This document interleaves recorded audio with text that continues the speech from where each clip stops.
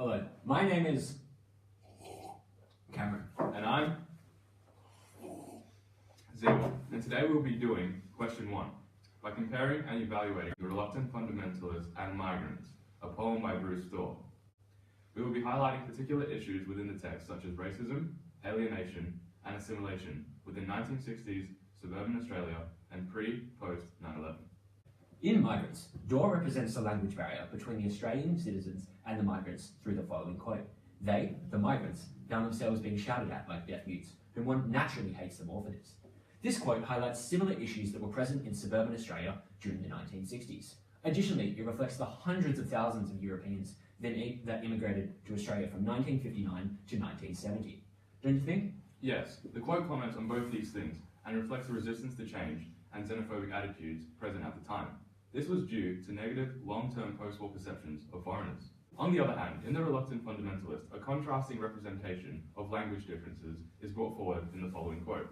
He made a series of unintelligible noises, apau makala, or perhaps kalapau kalapau, and pressed his face alarmingly close to mine. This incident occurs post 9/11 as Changes is approached while leaving his office and walking to his car.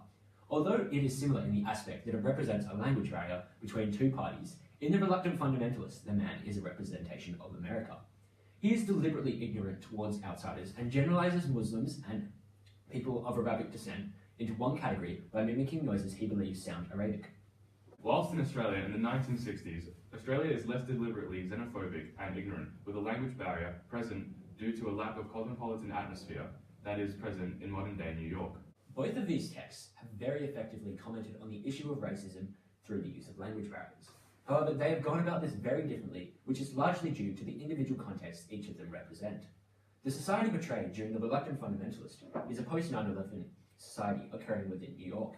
Indeed, the retrospective point of view of Changes offers the viewer a personal insight into the deliberate racism that was experienced by many individuals of Middle Eastern descent at the time. The reasons we have just outlined is what makes this such an effective insight into racism experienced by Middle Eastern people in New York at the time.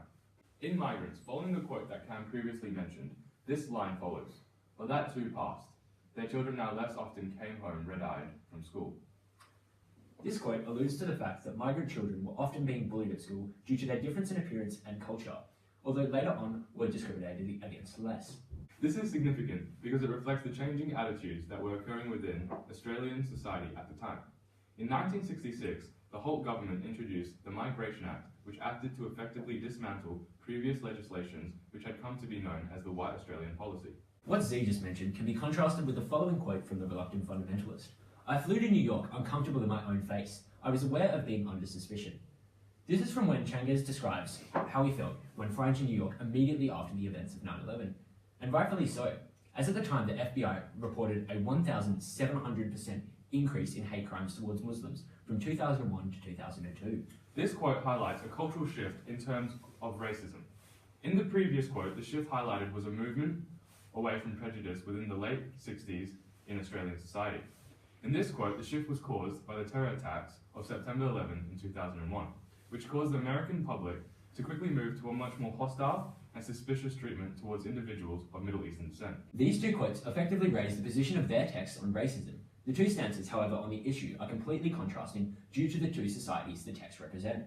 Migrants not only shows how attitudes in Australia were becoming much more accepting at the time, but also highlights how racism at the time was very transgenerational. This is done through the representation of children being both victims and perpetrators of racism through the use of this euphemism. Although on the other hand, The Reluctant Fundamentalist represents how Changes, who was once initially accepted into the cosmopolitan nature of New York, is slowly rejected and alienated after 9/11. Hamid shows this through the idea that Changes is grouped into being under suspicion purely because of how he looks immediately after 9/11. The quote is especially good at highlighting the issue of racism being something that is established purely on appearance and face value, rather than the judgment of a person for their individuality or personality. Additionally, towards the end of Migrants, Dorr says, in which both earth and water were being blent as it pulsed up in rich wells from underground. It is a clear metaphor for the assimilation of the migrants into Australian culture.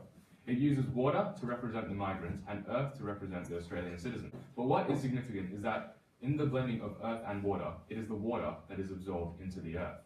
This highlights the assimilation that was present in Australia at the time. where migrants were expected to abandon their cultures and adopt Australian cultures in order to be accepted into society, whilst the Australian citizens didn't need to change their cultural values at all for the migrants. The reluctant fundamentalist brings up its own position on assimilation through when Changes is recounting his arrival in New York, saying, "I was in 4.5 years never an American, I was immediately a New Yorker."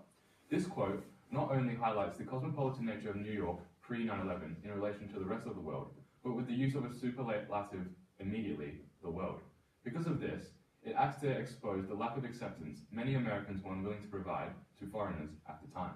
It is also important to note that New York City was listed America's most cosmopolitan city in 2013, with 37.2% of their population originating from foreign countries. This draws attention to how New York as a whole is much more accepting than the rest of America.